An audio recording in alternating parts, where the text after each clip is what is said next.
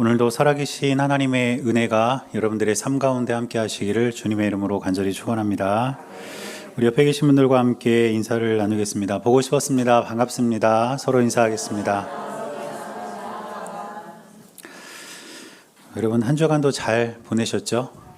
네, 새로운 또 한 달이 시작됐습니다. 오늘 3월 1일인데 공교롭게도 오늘은 3.1절입니다.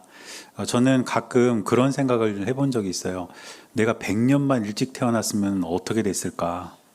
100년만 일찍 태어났으면 그러면 아마 굉장히 힘들고 어려운 시대를 살았을 것 같아요. 그런데 우리가 그런 힘들고 어려운 시기를 우리 조상들이 잘 지켜낸 덕에 어쩌면 우리가 이 자유를 누리고 있는 것 같습니다. 우리가 3.1절을 맞아서 나라를 위해서 우리가 한번 더 열심히 기도할 수 있는 그런 그리스도인의 삶을 살았으면 좋겠습니다. 오늘은 이제 사순절 두 번째 주고요. 또 오늘 우리가 함께 갈라디아서 두 번째 말씀을 함께 좀 나눌 텐데, 지난주에 함께 말씀을 나누면서 다른 복음에 저항하라 이런 말씀을 좀 드렸습니다. 우리가 저항해야 할 다른 복음의 정체 세 가지를 말씀을 드렸는데 여러분 다 기억하고 계신가요? 네, 다 기억하고 계시죠? 네. 첫 번째는 내 힘으로 구원받을 수 있다, 이런 잘못된 가르침이 있었다고 그랬고, 두 번째는 모든 종교에도 구원이 있다, 그리고 세 번째는 구원보다는 지금 내 삶이 더 중요하다, 이런 잘못된 그런 신앙적 가르침에서 우리가 벗어나고 그런 것들을 저항해야 된다, 이런 말씀을 드렸습니다. 그리고 오늘은 우리가 그런 다른 복음에 저항하면서 진리의 복음 안에서는 우리가 어떤 신앙을 지키며 살아가야 하는가, 그 내용을 좀 말씀을 드리려고 합니다. 북아메리카의 인디언들 중에 체로키족이라는 부족이 있어요. 그런데 그 부족에게 전해 내려오는 우화가 하나 있습니다. 이야기가 있는데 어떤 내용이냐면 두 마리 늑대에 관한 이야기입니다. 아마 들어보신 분도 계실 거예요. 그래서 이 체로키 인디언들은 할아버지가 손자에게 항상 이야기를 해준다고 그래요. 그래서 그날도 이제 어떤 한 가정에서 할아버지가 손자를 앞에 앉혀놓고 이 이야기를 해줍니다. 얘야, 사람의 마음속에는 누구나 두 마리의 늑대가 살고 있단다, 이렇게 이야기를 하는 거예요. 그리고 그 두 마리의 늑대는 항상 싸우고 있어. 한 마리 늑대는 선한 늑대고 한 마리 늑대는 악한 늑대야. 그 두 마리 늑대가 사람의 마음속에는 다 있고 늘 싸운단다, 이렇게 말하는 거예요. 그러니까 손자가 할아버지한테 이렇게 질문합니다. 할아버지, 그러면 그 두 마리 늑대 중에서 누가 이기나요? 이렇게 물어봤어요. 여러분 같으면 뭐라고 대답하시겠어요? 두 마리 늑대 중에 누가 이길까요? 힘이 더 센 늑대가 이길까요? 더 사나운 늑대가 이길까요? 그런데 이 할아버지가 그 손자에게 이렇게 대답해 줍니다. 누가 이기냐면 네가 먹이를 주는 늑대가 이긴단다, 이렇게 이야기를 해줍니다. 여러분, 이 이야기의 의미를 아시겠습니까? 사람의 마음속에는 언제나 선함과 악함이 공존하고 그 선과 악이 항상 싸워요. 그런데 누가 이기느냐? 결국 내가 어디에 마음을 두느냐, 여기에서 우리의 마음의 승패가 결정난다는 거예요. 그러니까 이 체로키 인디언들은 자기 손자들에게, 손녀들에게 그걸 가르쳐 주는 거죠. 너의 마음 안에서 선함을 가득 담고 살아야 한다. 악한 마음이 틈타려고 하는 그런 위기가 있고 그런 상황이 있지만 항상 선한 마음을 품고 살아야 된다, 이걸 가르치는 거예요. 그런데 이것은 신앙적인 면에서도 마찬가지입니다. 바울의 고민도 사실 여기에 있었거든요. 로마서 7장 22절과 23절에 보면 바울이 이렇게 말합니다. 내 속사람으로는 하나님의 법을 즐거워하되 내 지체 속에서 한 다른 법이 내 마음의 법과 싸워 내 지체 속에 있는 죄의 법으로 나를 사로잡는 것을 보는도다. 무슨 말입니까? 바울 안에도 하나님의 법을 따르고자 하는 열망이 있는데 그와 함께 죄의 법, 죄를 추구하고자 하는 그런 세상적인 마음이 항상 그 안에서 서로 다툰다는 거예요. 또 지난주에 살폈던 1장 10절을 보면 바울이 이렇게 말하죠. 이제 내가 사람들에게 좋게 하랴 하나님께 좋게 하랴. 무슨 말입니까? 사람들은 언제나 이 마음 가운데 사람들의 기쁨이 될 것인가, 아니면 하나님께 영광을 돌릴 것인가, 이 두 가지 마음이 같이 있다는 거예요. 그래서 바울도 항상 그런 내면의 싸움을 하면서 살아가는데, 바울은 자신의 마음속에 하나님의 법이 자리하기를, 그리고 그 마음을 다해서 하나님께 영광을 돌리기를 애쓰며 살아가고 있다는 것입니다. 여러분, 그렇다면 저와 여러분들도 우리 마음속에 하나님의 법을 따르고 또 하나님을 기쁘시게 하고 하나님께 영광을 돌리며 살아가는 우리 모두가 될 수 있기를 주님의 이름으로 간절히 축원합니다. 그렇기 때문에 우리에게 필요한 게 뭐냐면, 우리 마음의 주인을 예수님으로 삼아야 돼요. 우리 마음속에 예수님을 내 마음의 주인으로 삼고 그 주인 대신 예수님을 따라 살아가야 하는 것이죠. 그런데 여기서 멈춰서는 안 됩니다. 그런 우리의 마음의 주인이 예수님이라는 사실을 증명해내는 삶을 또한 살아야 된다는 거예요. 우리가 나는 내 마음의 예수님을 주인으로 모셨어 이렇게 말한다면 그걸 어떻게 증명하냐는 거죠. 삶으로 증명이 되어야 된다는 뜻입니다. 그래서 이런 말이 있습니다.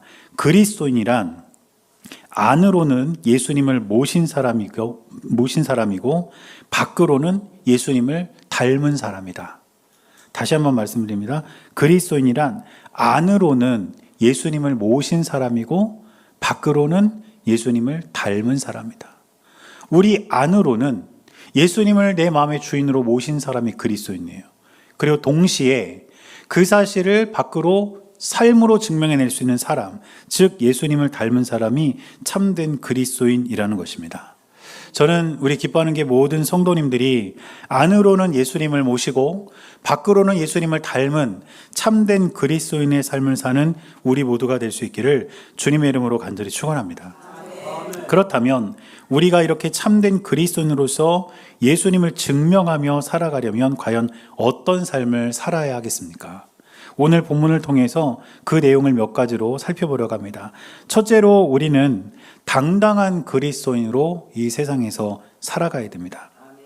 오늘 우리가 읽은 본문을 보면 11절부터 이어지는 그 말씀 속에서 바울이 베드로와 있었던 일화를 하나 이렇게 소개를 하고 있습니다.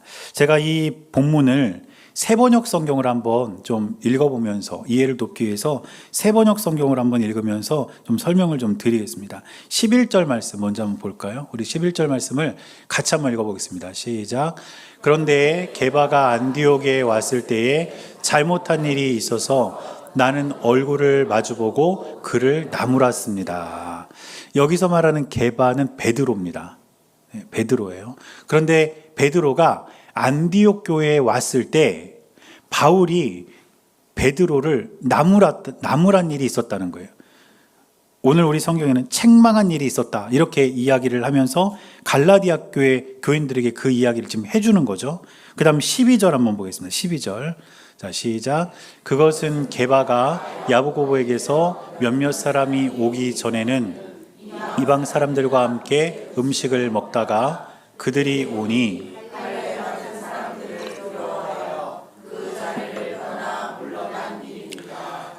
무엇을 책망했냐면 바로 이 12절 말씀을 책망했습니다. 베드로가 안디옥 교회에서 이방인 성도들과 같이 식사를 하고 있었어요. 밥을 먹고 있었다는 거예요. 그런데 그때 어떤 소식을 들었냐면 할례 받은 사람들이 온다, 즉 유대인들이 온다, 이 사실을 듣고 그 자리를 떠납니다. 밥을 먹다가. 이것이 바울이 베드로를 책망한 이유였어요. 자, 이런 베드로의 태도가 어떤 파장을 가져왔냐면 13절입니다. 13절 또 한번 같이 읽어보겠습니다.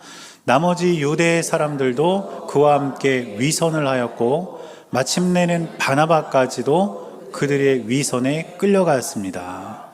지금 바울은 베드로의 이런 태도를 위선이라고 지적합니다. 위선. 위선이 뭡니까, 여러분? 위선. 겉으로만 착한 척하는 거예요. 겉으로만 그런 척하는 게 위선인데 베드로의 태도가 이런 위선이었다라고 바울은 말하면서 그런 베드로의 위선이 다른 유대 사람들, 여기서 유대 사람들은 유대인 그리스도인들입니다. 유대인이지만 예수님을 믿는 그 사람들에게도 영향을 미쳤고 마침내는 바나바까지. 바나바가 누굽니까? 바울을 복음 전도의 길로 이끌었던 위대한 신앙 지도자잖아요. 그런데 그 바나바에게까지도 영향을 미쳤다는 거예요. 이 위선적인 태도가 영향을 미쳤다는 거죠. 그래서 14절을 보면 바울은 또 이제 이렇게 말합니다. 같이 한번 또 읽겠습니다. 나는 그들이 복음의 진리를 따라 똑바로 걷지 않는 것을 보고 모든 사람 앞에서 게바에게 이렇게 말하였습니다. 지금 바울은 이런 베드로의 태도를 뭐라고 규정했냐면 복음의 진리를 따라 똑바로 걷지 않는 것, 이렇게 규정했습니다. 우리 개역개정에는 복음의 진리를 따라 바르게 행하지 않은 것, 이렇게 정의하고 있어요. 여러분, 이 내용이 별거 아닌 것처럼 느껴질 수도 있습니다. 바울이 왜 이런 걸 가지고 베드로를 책망했지? 이렇게 우리가 의아하게 생각할 수도 있는데, 이 내용을 깊이 좀 살펴보면 바울의 이 책망이 왜 우리에게 의미가 있는지를 알게 됩니다. 유대인들은 이방인들과 함께 식사하는 것을 율법에서 금지하고 있습니다. 왜냐하면 유대인들은요, 자기들이 선민, 선택된 백성이라고 믿고 있고, 유대인이 아닌 다른 민족들은 이방인이라고 칭하면서 열등한 민족이라고 보고 있어요. 그래서 유대인들은 이 세상 사람들을 구분하는 기준이 딱 두 개입니다. 하나는 유대인, 그리고 나머지는 유대인이 아닌 민족, 이렇게 구분해요. 그러니까 유대인으로서의 자부심, 유대인으로서의 어떤 특별함, 이것이 막 하늘을 찔러요. 그러니까 유대인들은 이방인들과 식사를 같이 한다, 같이 밥을 먹는다, 이건 있을 수 없는 일이에요. 그리고 이것을 아예 율법으로 금하고 있다는 거예요. 그런데 베드로가 유대인이거든요. 그렇다면 율법에 따르면 베드로는 이방인들과 같이 밥을 먹으면 안 돼요. 그런데 왜 베드로가 안디옥 교회에 가서 이방인 그리스도인들과 같이 식사를 했냐면 바울은 진리의 복음을 믿었기 때문이에요. 자신이 유대인이지만 우리를 구원하는 것은 율법이 아니라 예수 그리스도를 믿는 믿음이라는 사실을 그가 믿고 받아들였기 때문에 예수 그리스도 아래서 모든 민족은 다 구원받을 하나님의 자녀들이다, 이 사실을 알았기 때문에 베드로는 이방인 그리스도인들과 함께 식사를 한 거예요. 그러니까 베드로는 이 자리에서는요, 유대인이 아니라 그리스도인인 겁니다. 그리스도인. 그런데 그런 그리스도인으로서 식사를 하던 베드로가 아까 어떤 소식을 들었다고 했죠? 유대인들이 온다는 소식을 들은 거예요. 그런 다음 베드로의 태도가 어땠냐면 그 자리를 떠나버렸습니다. 이것이 뭘 의미할까요? 그들 앞에서 자신이 그리스도인이라는 사실을 유대인들에게 들키고 싶지 않았던 거예요. 왜냐하면 유대인들이 와서 베드로가 유대인임에도 불구하고 이방인들과 같이 식사하는 것을 본다면 율법의 기준을 베드로에게 적용해서 베드로를 책망하고 베드로를 처벌할 수 있어요. 유대인으로서 누릴 수 있는 특권도 포기하게 할 수 있어요. 그러니까 베드로는 그 자리에서 그리스도인이라는 사실을 더 이상 밝히고 싶지 않았던 것이죠. 그래서 그 자리를 떠나면서 베드로는 그리스도인으로 드러나는 것을 거부하고 반대로 이제 유대인으로 보이기를 원했던 것입니다. 바울은 이걸 책망하는 거예요. 네가 그리스도인인 게 부끄럽냐? 네가 예수 그리스도의 복음을 듣고 구원받은 하나님의 자녀가 되었고, 그래서 유대인과 이방인의 구별이 이제 없어졌고, 그들과 함께 식사하면서 그리스도의 어떤 식탁의 교제를 누리는 그것이 부끄럽냐는 거예요. 그런데 베드로는 그게 부끄럽다는 거죠. 그래서 그 자리를 떠난 것입니다. 지금 바울이 책망하는 것이 바로 이것입니다. 여러분, 우리가 우리 안에 계신 예수님을 증명하고자 한다면 저와 여러분들은 교회 안에서가 아니라 교회 밖에서 내가 그리스도인이라는 사실을 당당하게 밝히며 살아가야 됩니다. 교회 안에서는 기도도 열심히 하고 찬양도 열심히 하고 말씀도 많이 읽지만 우리가 살아가는 삶의 자리에서 내가 그리스도인인 것이 부끄러워서 내가 그리스도인인 것을 숨기며 살아가고 있다면 우리는 어떤 방법으로도 내 안에 계신 예수 그리스도를 증명할 수가 없어요. 우리는 우리가 살아가는 삶의 자리에서 내가 그리스도인입니다. 나는 교회 다닙니다. 나는 교회에서 직분이 집사입니다. 나는 권사입니다. 나는 장로입니다. 우리가 당당하게 밝히며 살아갈 수 있어야 된다는 거예요. 그런데 여러분, 우리가 왜 그렇게 못합니까? 우리가 세상에서 살아가면서 때로는 내가 그리스도인이라는 걸 밝히기 부끄러울 때가 있기 때문이에요. 반대로 내가 세상에서 그리스도인이라는 것을 당당히 밝히며 살기 위해서는 내가 세상에서 살아가는 내 삶에 대한 책임감이 따라와야 합니다. 내가 그리스도인으로 살아가면서 다른 사람들보다 한 번 더 용서해 줄 수 있어야 되고, 한 번 더 이해해 줄 수 있어야 되고, 한 걸음 더 물러날 수 있어야 돼요. 그래야 사람들이 나를 진정한 그리스도인으로 볼 수 있는데, 그걸 못하기 때문에 때로는 내가 그리스도인이라는 것을 밝히기가 어렵다는 거죠. 여러분, 저도 마찬가지입니다. 제가 이 교회 안에서는 목사지만 제가 진짜 목사가 되려면 교회 밖에서도 제가 목사라는 사실을 당당히 드러내고 목사로서의 책임감을 가지고 살아갈 수가 있어야 돼요. 그런데 요즘 같은 시대는요, 내가 목사라는 걸 말하기가 부끄러울 정도예요. 왜냐하면 매스컴을 이렇게 보면, 뉴스를 보면요, 하루가 멀다 하고 목사에 대한 부정적인 기사들이 막 쏟아지잖아요. 예전에는, 죄송합니다, 이런 표현이 죄송합니다, 목사 같지 않은 목사들에 대한 기사들이 많았어요. 그냥 어디 가서 2달, 3달 공부하고 그냥 목사 타이틀만 딴 사람들, 그러니까 그 사람들이 죄를 짓고 범죄하고 이런 것들이 뉴스에 나올 때 나름대로 합리화한 건 뭐냐면, 저 사람들은 정상적인 신학교육을 받지 않았으니까 뭐 이런 걸로 스스로 좀 위안을 받고 그랬거든요. 근데 요즘에는요, 정상적인 분들도 뉴스에 왜 그렇게 많이 나오는 거예요? 자기 아들에게 교회를 물려주고, 또 자기 아들 개척하기 위해서 교회에 수십억을 요구하고, 심지어는 지난주에는 그런 기사도 있더라고요. 부교육자들에게 목사가요, 입에 담지 못할 욕을 했다는 거예요. 그게 다 녹취가 돼가지고 지금 퍼져서 파장이 이만저만이 아닙니다. 여러분, 일부러 찾아보지는 마세요. 그냥 들었으면 그렇지, 일부러 찾지는 마세요. 진짜 상처받습니다. 그리고 여러분도 그럴 수 있잖아요. 혹시 우리 목사님도 그러는 거 아니야? 안 그렇습니다. 안 그래요. 그런데 그런 이야기들이 들릴 때마다 막 목사라는 게 부끄러워요. 그래서 어디 가서 제가 목사입니다, 이 말을 못 하겠더라니까요. 심지어는 식당 가서 밥 먹을 때 기도도 오래 못 하겠어요. 너무 부끄러워가지고. 그런데 제가 이제 뭐 운동을 같이 하고 이런 분들 보면 이제 교회 안 다니시는 분들도 있어요. 그런데 그런 분들에게 제가 목사라는 거 이야기합니다. 저 목사라고. 그런 다음 그 뒤에는 저의 책임감 있는 행동을 하나씩 보여주면서 내가 목사로서, 그리스도인으로서 그것을 증명하며 살기를 원하는 거예요.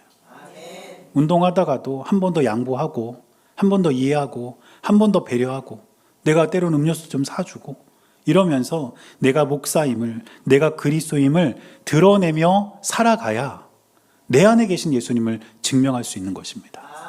여러분도 교회 안에서만 그리스도인이라면 그건 절반의 그리스도인입니다. 여러분들이 여러분 삶의 자리에서 그리스도인임을 증명하며 살아갈 수 있는 여러분들이 될 수 있기를 주님의 이름으로 간절히 축원합니다. 두 번째로, 우리가 우리 안에 계신 예수님을 증명하려면 믿음으로 받는 구원을 확신해야 합니다. 우리가 무엇으로 구원을 받는가, 이 사실에 대해서 믿음으로 구원을 받는다, 이것에 대한 확신이 있어야 된다는 거예요. 여러분, 우리 기독교 신앙이 다른 종교와 다른 점이 있어요. 그게 뭐냐면, 우리 기독교 신앙에서는요, 죄의 근원과 그 죄의 문제를 해결하기 위한 방법을 집요할 만큼 파고들고 그 문제에 대한 해결을 제시한다는 거예요. 그래서 이것을 위한 신학이 있습니다. 신학, 학문이 있어요. 이게 기독교가 다른 종교와 다른 점입니다. 세계 4대 종교, 이 세계 인구를 이렇게 볼 때 많은 사람들이 입고 있는 세계 4대 종교가 있습니다. 우리 기독교, 그 다음에 불교, 힌두교, 이슬람교, 이렇게 네 종교를 세계 4대 종교라고 불러요. 그런데 기독교를 제외한 다른 종교들은요, 신학이 없습니다. 불교와 힌두교 같은 경우는 어떤 식이냐면요, 모든 것이 다 신이 될 수 있어요. 그러니까 신에 대한 학문, 신에 대한 연구, 신에 대한 깊은 통찰, 이게 필요가 없는 거예요. 왜냐하면 지나가다 발에 걸리는 돌도 신이 될 수 있으니까. 다 신이 될 수 있어요. 그러니까 아예 신학이 필요 없고요. 이슬람교 같은 경우는요, 알라를 믿습니다. 알라는 이슬람교 안에서 유일신이에요.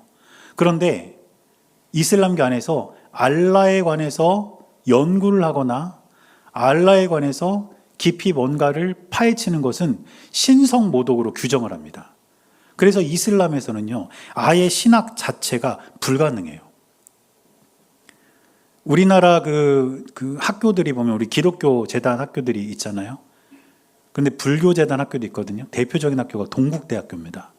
그런데 동국대학교가 불교 그 대학교인데, 동국대학교는 신학과가 없어요. 우리나라 기독교재단 학교에는 신학과가 있지 않나요? 대신 동국대학교는 뭐냐면 불교학과예요. 신을 다루지 않기 때문에. 그런데 기독교에서는 이 죄의 근원과 그 문제를 다루기 위한 신학, 학문이 있다는 거예요. 그래서 오늘 본문의 16절을 보면 바울이 그 신학, 그 교리를 정확하게 이야기합니다. 16절 말씀 보면 이렇게 기록합니다. 좀 길지만 제가 읽어드릴게요. 사람이 의롭게 되는 것은 율법의 행위로 말미암음이 아니요 오직 예수 그리스도를 믿음으로 말미암는 줄 알므로 우리도 그리스도 예수를 믿나니 이는 우리가 율법의 행위로서가 아니고 그리스도를 믿음으로써 의롭다함을 얻으려 함이라. 율법의 행위로서는 의롭다함을 육체가 없느니라. 여러분, 이 문장을 분석을 해보면 3번에 걸쳐서 바울이 강조하는 게 있습니다. 그게 뭐냐면 사람이 의롭게 되는 것, 다시 말하면 사람이 구원을 받는 것은 율법을 지킴으로써가 아니라 예수님을 믿음으로써 가능하다. 이것이 이 문장 안에서 3번 반복되고 있어요. 그만큼 중요한 핵심이라는 것이죠. 여러분, 우리가 구원을 받기 위해 필요한 것은 율법에서 규정하고 있는 그 율법의 행위를 지키는 것으로 구원을 받을 수 있는 게 아닙니다. 예수 그리스도를 믿는 믿음으로 구원받는다는 사실을 꼭 기억하시기를 바랍니다. 왜냐하면 율법을 지키는 것에는 한계가 있어요. 첫 번째 한계가 뭐냐면 율법을 완벽하게 지킬 수 있는 사람이 없습니다. 성경에는 율법이 기록되어 있는데 유대인들은 그 율법에서 파생된 또 다른 율법을 만들어냈어요. 그래서 율법이 굉장히 많아요. 그런데 그 율법을 하나도 어기지 않고 완벽하게 지킬 수 있는 사람이 없다는 거예요. 또 지켜야 될 율법의 행위에 대해서 기준이 명확하지가 않아요. 예를 들면 선행을 하면 구원받는다. 얼만큼 선행을 해야 되느냐. 그 기준이 없다니까요. 반대로 고행, 자기 몸을 힘들게 하고 금식을 하면서 또 막 계단을 막 오르고 이러면서 고행을 하면서 시간을 보내면 구원을 받는다? 기준이 없다니까요. 그래서 율법을 지키는 것으로는 절대 구원받을 수가 없습니다. 그러나 반대로 믿음에 대한 기준은 선명해요. 로마서 10장 9절에 바울이 이렇게 말합니다. 내가 만일 내 입으로 예수를 주로 시인하며 또 하나님께서 그를 죽은 자 가운데서 살리신 것을 내 마음에 믿으면 구원을 받으리라. 여러분, 믿음에 대한 기준은 분명합니다. 예수 그리스도의 십자가와 부활을 믿고 그분이 나의 주인이 되심을 믿으면 우리 구원을 받는 거예요. 그러므로 저와 여러분들은 우리가 내 안에 계신 예수님을 증명하려면 우리는 반드시 율법으로 구원받을 수 있는 것이 아니라 예수 그리스도를 믿는 믿음으로 구원받는 것임을 알고 믿고 살아가는 우리 모두가 될 수 있기를 바랍니다. 그런데 갈라디아 교회는요, 율법을 지켜야 구원받는다 이렇게 말하는 거짓 교사들이 있었단 말이에요. 그러니까 바울은 갈라디아 교회에 이 이야기를 전하면서 아니라는 거예요. 율법의 시대는 갔다. 이제 복음의 시대가 왔다. 그러니까 진리의 복음 안에서 예수 그리스도를 믿어야 구원받는다. 이것을 계속 외쳤던 것입니다. 그리고 이걸 가장 극적으로 경험한 사람이 바울 자신 아닙니까? 유대인으로서 그렇게 평생을 살아오다가 예수님을 만나고 그 삶이 완전히 바뀌었잖아요. 자기가 그것을 경험했기 때문에 더 자신 있게 이야기를 하는 것이죠. 율법의 시대는 갔으니 이제 새롭게 도래한 복음의 시대 안에서 진리의 복음을 따라 살아가라고 이야기를 하는 것입니다. 여러분, 한 가지 예를 들어볼게요. 저는 국민학교를 나왔습니다. 여기 대부분 국민학교 나오신 분들이 많죠? 그렇죠? 그래서 요즘에도 가끔 이야기하다가 실수로 국민학교라고 말할 때가 있어요. 그런데 이 국민학교라는 그 명칭이 바뀌었습니다. 초등학교로 바뀌었죠. 지금 이제 입학하는 아이들은 초등학교를 입학하는 거예요. 국민학교가 아니라. 이게 언제 바뀌었냐면 1996년 3월 1일부로 바뀌었습니다. 올해가 2026년 3월 1일이잖아요. 그러니까 정확히 30년 전에 국민학교가 초등학교로 바뀌었어요. 그리고 예전에 제가 국민학교 다닐 때는요, 학교에서 어떻게 배웠냐면 뭐뭐 했읍니다 이렇게 쓰라고 배웠어요. 했읍니다. 기억나시죠? 그런데 이 표준어 규정이 1988년에 바뀌었습니다. 어떻게 바뀌었을까요? 네, 어떻게 했습니다. 씁니다. 시옷으로 바뀌었단 말이에요. 그래서 저는 국민학교에서 햇읍니다를 배웠어요. 그런데 지금 초등학교에 들어간 학생들은요, 초등학교에서 햇습니다를 배웁니다. 자, 그렇다면 제가 그렇게 배웠다고 해서 지금도 나는 국민학교 출신이야, 그냥 다 국민학교로 부르고 말할 때도 뭐뭐 햇읍니다, 쓸 때도 읍니다 이렇게 써야 될까요? 아니죠. 바뀐 명칭을 사용하고 바뀐 표준어 규정에 따라서 언어 생활을 해야 되는 거예요. 이전 건 지나갔어요. 바뀌었어요. 새로 온 것, 새로 도래한 것에 대해서 내가 적용을 받고 그걸 지키며 살아가야 되는 거예요. 바울이 말하는 게 그겁니다. 율법의 시대는 갔다는 거예요. 율법을 통해서는 구원을 받을 수도 없고 그 시대는 이미 갔고 메시아이신 예수 그리스도께서 이 땅에 오셨다. 그분을 믿어야 구원을 받는다. 그런데 왜 이미 지나간 거기에 그렇게 매달려 있고 그것을 추구하며 살고 있느냐는 거죠. 그러므로 저와 여러분들이 분명히 기억해야 할 것은 구원은 율법을 행함으로가 아니라 예수 그리스도를 믿는 믿음으로 받는다는 사실을 분명히 알고 그 사실로 우리 안에 계신 예수 그리스도를 증명하며 사는 우리 모두가 될 수 있기를 바랍니다. 그러면 또 이렇게 물을 수 있어요. 그러면 율법이 가르치는 것은 다 헛되냐? 아니요. 그게 구원의 조건이 되지 않을 뿐이에요.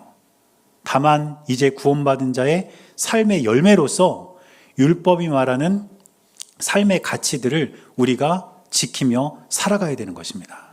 그러므로 우리 기뻐하는 게 모든 성도님들은 예수 그리스도를 믿는 믿음으로 구원을 받고 율법이 제시하는 삶의 열매를 맺으며 살아감으로써 우리 안에 살아계신 예수 그리스도를 증명할 수 있기를 주님의 이름으로 간절히 축원합니다.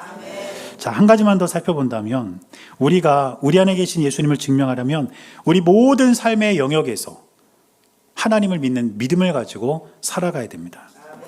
오늘 본문의 20절 말씀을 보면 바울이 이렇게 말합니다. 내가 그리스도와 함께 십자가에 못 박혔나니 그런즉 이제는 내가 사는 것이 아니요 오직 내 안에 그리스도께서 사시는 것이라. 이제 내가 육체 가운데 사는 것은 나를 사랑하사 나를 위하여 자기 자신을 버리신 하나님의 아들을 믿는 믿음 안에서 사는 것이라. 이 말씀의 핵심은 분명합니다. 이제 나는 그리스도인으로서 내 안에 살아계신 예수님을 모시고 살겠다는 거예요.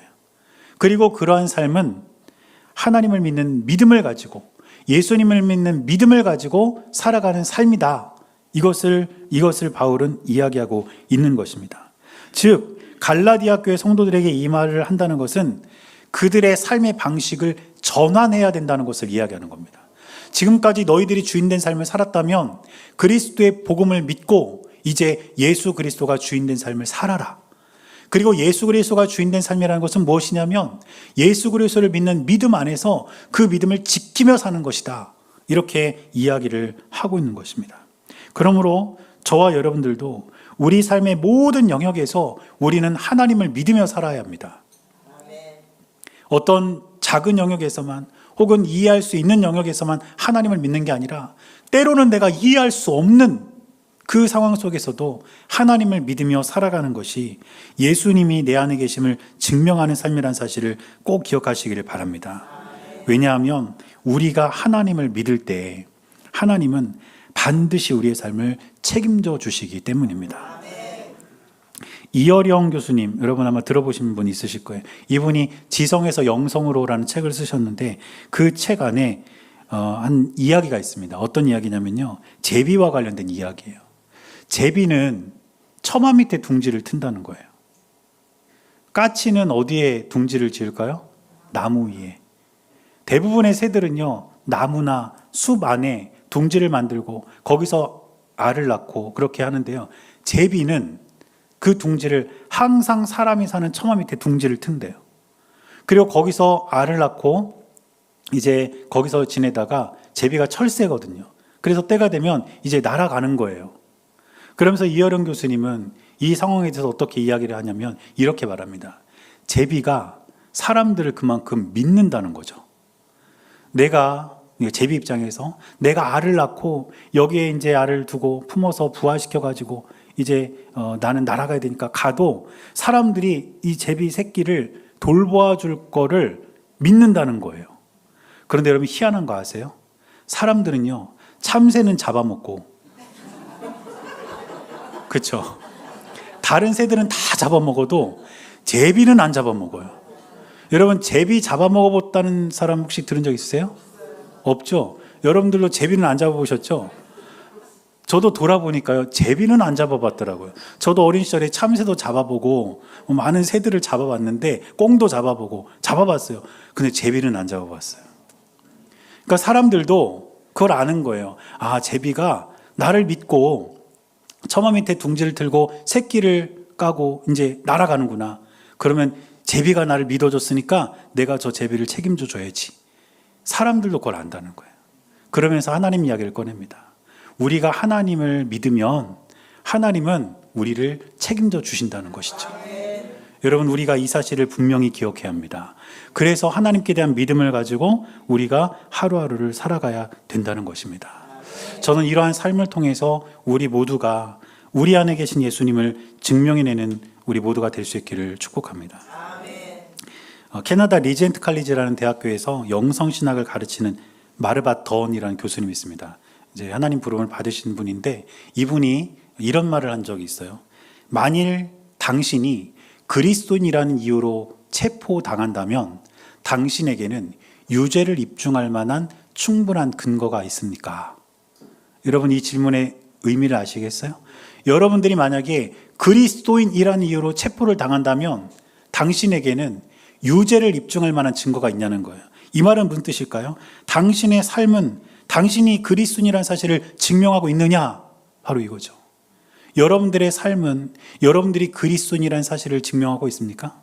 여러분들의 언어, 여러분들이 사람을 대하는 태도, 여러분들의 생각, 여러분들의 행동, 그 모든 것이 과연 여러분들이 그리스도인이라는 사실을 증명해내고 있느냐는 말이에요. 저는 우리 모두가 그렇게 되어야 한다고 믿습니다. 그리고 그렇게 될 때 우리는 우리 안에 계신 예수 그리스도를 증명해내는 삶을 살 수 있을 것입니다. 이 사순절을 지내면서 이제 저와 여러분들은 안으로는 예수님을 모시고 밖으로는 예수님을 닮은 그리스도인으로서 우리 안에 계신 예수님을 증명하며 사는 우리 모두가 될 수 있기를 주님의 이름으로 간절히 축원합니다.